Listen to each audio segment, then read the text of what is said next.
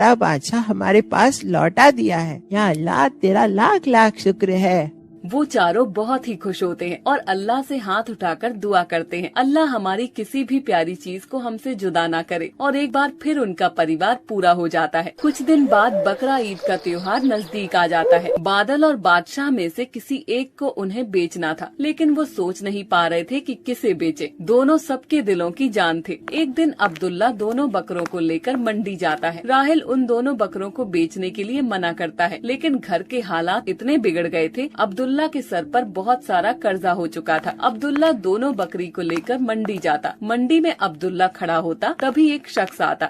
माशाअल्लाह, वल्लाह आपके दोनों बकरे बहुत ही खूबसूरत है, क्या आप इन्हें मुझे देंगे? नहीं, मैं सिर्फ दोनों में से एक को ही बेचूंगा। पर ऐसा क्यों भाई? मेरे सर पर कर्जा है, इसीलिए मुझे अपनी अजीज चीज को बेचना पड़ रहा है। ठीक है, फिर आप एक ही दे दो।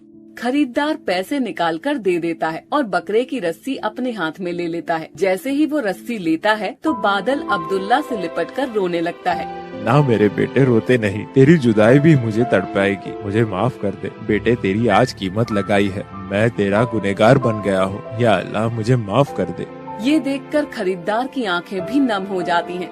अरे अब्दुल्ला भाई, आप दोनों की मोहब्बत देखकर मेरा भी दिल भर आया। आप इन बकरों को बेचना क्यों चाहते हैं? ये मेरे दिल के टुकड़े हैं। दिल के टुकड़ों को कोई बेचना नहीं चाहता, लेकिन कुछ मजबूरियाँ उन्हें घेर लेती है, तभी ये काम करना पड़ रहा है। घर के हालात भी ठीक नहीं है, मेरे सर पर घर का कर्ज हो चुका है, इसीलिए मुझे इन्हें बेचने के लिए लाना पड़ा। अब्दुल्ला भाई, ये लीजिए 50,000 रूपए मेरी तरफ से, आप अपना कर्ज उतार दीजिए।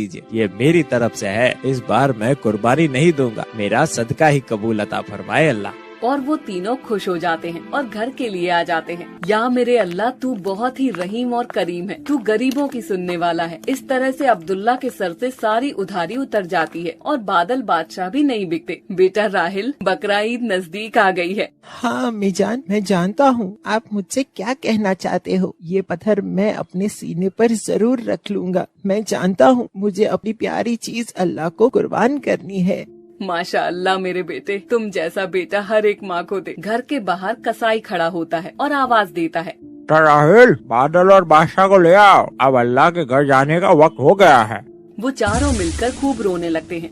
बादशाह, बादल, तुम्हें मैंने अपनी जान से भी ज्यादा चाहा है। दुनिया में सबसे मेरी प्यारी चीज तुम ही हो, और वो भी अल्लाह की राह में तुम्हें कुर्बान कर रहा हूँ। अल्लाह मेरी प्यारी दोनों चीजों को कबूल अता फरमाओ। मेरी जान, इस दुनिया से अच्छा अल्लाह का घर है, जहाँ हम जरूर मिलेंगे। सही कहा मेरे बेटे, मरने के बाद अल्लाह तुम्हें तुम्हारी प्यारी चीज अता फरमा देगा। तुम तीनों जन्नत की वादियों में खूब खेलना, वहाँ तुम्हें कोई जुदा नहीं कर पाएगा। हमेशा तुम्हारे बादल और बादशाह तुम्हारे साथ रहेंगे। और हाँ, पुल सिरात रास्ता में भी तुम्हें पार कराएंगे, जो तलवार से भी ज्यादा तेज और बाल से भी बारीक है। इस तरह वो दोनों अल्लाह की राह में हाथ उठाते हुए बादशाह और बादल के लिए दुआ करते हैं। हमारे बादल और बादशाह को अल्लाह मकाम अता फरमाए। या अल्लाह, हमारे गुनाहों को माफ अता फरमा, हमें नमाज और कुरान पढ़ने की तौफीक अता फरमा, हमारा दिल गुनाहों से पाक अता फरमा और कुर्बानी कबूल अता फरमा, हर एक गरीब की गरीबी को दूर अता फरमा। इस तरह वो लोग बादल और बादशाह को अल्लाह की राह में कुर्बान कर देते हैं।